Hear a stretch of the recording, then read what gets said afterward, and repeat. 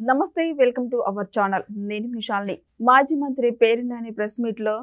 ఏం మాట్లాడుతున్నాడు ఎవరికి అర్థం కావట్లా ఏందంటే లేని తల్లి మీద ఒట్టేసి మాట్లాడుతున్నాడు అంటే తప్పులన్నీ చేసి ఇప్పుడు నేను తప్పులు ఏం చేయలేదని చెప్పి వాళ్ళ తల్లి మీద ఒట్టేస్తే ఇవన్నీ ఓకే అయిపోతాయి ప్రజలకి అన్నట్టు మాట్లాడుతున్నాడు దీని మీద పూర్తిగా విశ్లేషించడానికి మనతో పాటు ఉన్నారు సీనియర్ జర్నలిస్ట్ శ్రీలీల గారు ఉన్నారు వారిని కొన్ని విషయాలు మనం తెలుసుకుందాం నమస్కారం మేడం మేడం ఇప్పుడు పేరినాని మాజీ మంత్రి ఇప్పుడు ప్రెస్ మీట్ పెట్టి మాట్లాడుతున్నాడు అంటే ఇంతకుముందు రేషన్ బియ్యం మాఫియా గురించి కానీ సో దందా బయటకు వచ్చి అన్ని వాళ్ళ భార్య మీద కానీ కేసు అరెస్ట్ అయితే జరిగింది ప్రెస్ మీట్ పెట్టడానికి అయితే వచ్చాడు ఎక్కడి నుంచి వచ్చాడు ఏమో పోలీసులు ఇంతమంది గాలిస్తున్నా కూడా ఎక్కడున్నాడో తెలియదు అని చెప్తున్నారు కానీ ఇప్పుడు ప్రెస్ మీట్ పెట్టాడు అసలు ఏంది మేడం దీని మీద మీ స్పందన ఏంటి ముఖ్యంగా పేరినాని గురించి చెప్పుకోవాలంటే పార్టీలో కొడాల నాని కానివ్వండి వీళ్ళందరూ కూడా ఇప్పుడు అదే ఈ రోజు కూడా అతను ఏమంటున్నాడు అంటే ప్రెస్ మీట్ పెట్టి ఎవరైతే పార్టీ తరఫున కూటమి ప్రభుత్వాన్ని ప్రశ్నిస్తున్నారో వాళ్ళ మీద వీళ్ళు ఈ విధమైన కేసులు పెట్టేసి ఇబ్బంది పెట్టేందుకు ప్రయత్నిస్తున్నారు అనేది ప్రెస్ మీట్ పెట్టాడు పెట్టి ఏం చెప్తున్నాడు నా తల్లి మీద ఒట్టేసి చెప్తున్నాను నా తల్లి లేదు చనిపోయింది ఆవిడ మీద ఒట్టే ఇంతసేపటి నుంచి నా భార్య మీద అలా చేశారు ఇలా చేశారు నా భార్యని ఇబ్బంది పెట్టే విధంగా ప్రయత్నిస్తున్నారు అన్నారు మరి నీ భార్య మీద ఒట్టేసి చెప్పు నీ కొడుకు మీద ఒట్టేసి చెప్పు లేని తల్లి గురించి ఎందుకు మాట్లాడుతున్నావు ఈ పార్టీ వాళ్ళు ఈ వైఎస్ఆర్సీపీ పార్టీ వాళ్ళు తల్లికి చెల్లికి ఎట్లాంటి విలువలు ఇస్తారో అందరికీ తెలుసు ఈ రోజున ఇతను వచ్చి నేను సత్యహరిశ్చంద్రుడిని శ్రీరామచంద్రుడిని అంటే నమ్మేది ఎవరూ లేరు కాబట్టి ఈ పేరినాని అనే వ్యక్తి చేసింది ఎక్కడైతే ఈ పేద ప్రజలకు చేరాల్సిన ఈ బియ్యం అయితే ఏమున్నాయో అవన్నీ కూడా వీళ్ళు దొంగతనంగా సరఫరా చేసుకొని గోడౌన్స్లో నిల్వ చేసుకున్నారు అది క్లియర్గా మనకు కనిపిస్తుంది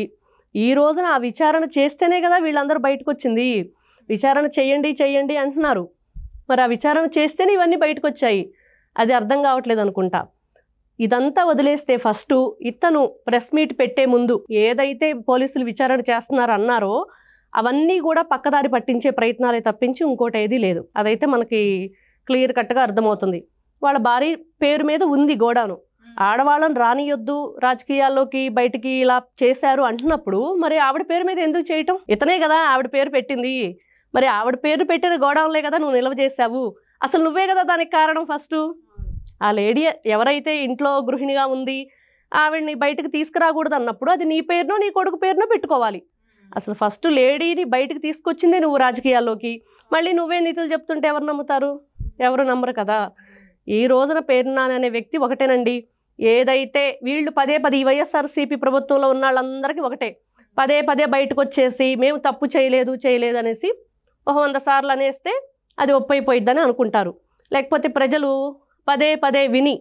ఏదైతే ఉందో అది పదే అయ్యో చెప్తున్నారంటే దీంట్లో ఏదో నిజం ఉంది అందుకనే వీళ్ళు వచ్చి చెప్తున్నారు నిజమేనేమో అని అనుకుంటున్నారు వీళ్ళు పక్కా దొంగ బ్యాచ్ వీళ్ళ దొంగతనాలు ఇదంతా కూడా అందరికీ తెలుసు దొంగలు ఊళ్ళు పంచుకున్నట్లుగా వీళ్ళు చేసే రాజకీయాలన్నీ చూస్తూనే ఉన్నాము అట్లాంటిది వీళ్ళు ఈ రోజు వచ్చేసి మేము శ్రీరామచంద్రులం అంటే ఎవరు నమ్మేది లేదు ఇదైతే మాత్రం మనం ఖచ్చితంగా పేరినాని గురించి చెప్పుకోవచ్చు అయితే పేరినాని చర్యలు ఎట్లా ఉంటాయి మేడం ఇప్పుడు బయట తిరుగుతూ ఉన్నాడు దొరకకుండా ఇప్పుడు ప్రెస్ మీట్ పెట్టడం ఏంటి మేడం అసలు అర్థం కాకుండా ఉంది ఫస్ట్ అతను అక్కడ ఒక భార్య పేరును పెట్టేసి గోడౌను పెట్టేశాడు చేసిన దందా అంతా ఇతనే స్మగ్లింగ్ ఇదంతా అక్కడ 2 విధాలుగా కన్ఫ్యూజన్ అనమాట పోలీసులకు కానీ ఎవరైనా సరే ఒక చర్యలు తీసుకోవాలి అనుకున్నప్పుడు ఎవరు సరఫరా చేశారు ఎవరు కొనుగోలు చేశారు ఎక్కడ దాచారు ఎవరి పేరునుంది ఇదంతా కూడా వాళ్ళు అసలు అతను నేను దొంగ కాదన్నప్పుడు ఫస్ట్ డబ్బులైతే పే చేశాడు కదా చలనాలు కట్టాడు కోట్ల రూపాయలు తర్వాతే బయటకు వచ్చాడు దానివల్ల ఈరోజు అతను బయట తిరగగలుగుతున్నాడు ఈ రోజున ప్రెస్ మీట్ పెట్టాడంటే అతనే చెప్తున్నాడు ధైర్యంగా నేను డబ్బులు కట్టాను అని